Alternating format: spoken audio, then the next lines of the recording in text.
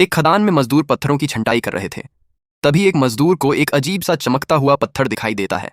जैसे ही वह उसे उठाता है, वहां मौजूद लोग हैरान रह जाते हैं, क्योंकि वह कोई साधारण पत्थर नहीं बल्कि बेहद दुर्लभ और कीमती हीरा होता है। यह खबर पूरे इलाके में आग की तरह फैल जाती है। खदान का मालिक तुरंत वहां पहुंचता है। वह गुस्से में मजदूरों को डांटते हुए पूछता है कि आखिर यह हीरा किसने ढूंढा। तभी एक शांत स्वभाव का युवक सामने आता है और बताता है कि उसने बेकार समझे जाने वाले पत्थरों के ढेर में से इस हीरे को पहचाना था। मालिक को उसकी बात पर यकीन नहीं होता, क्योंकि वह लड़का पिछले 3 सालों से खदान में काम कर रहा था और कभी किसी ने उसकी काबिलियत पर ध्यान नहीं दिया था। लेकिन युवक आत्मविश्वास से कहता है कि वह सिर्फ इस एक हीरे को नहीं बल्कि बेकार समझे जाने वाले पत्थरों में छिपे अनमोल रत्नों को भी पहचान सकता है। मालिक हंसते हुए उसकी परीक्षा लेने का फैसला करता है।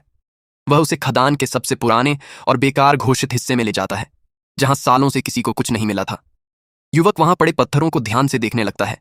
कुछ देर बाद वह कई बड़े पत्थरों की तरफ इशारा करता है और कहता है कि इनके अंदर कीमती खनिज छिपे हुए हैं। पहले तो सभी उसका मजाक उड़ाते हैं, लेकिन जब उन पत्थरों को तोड़कर देखा जाता है तो अंदर सचमुच दुर्लभ रत्न और उच्च गुणवत्ता वाला खनिज निकलता है। यह देखकर सभी दंग रह जाते हैं।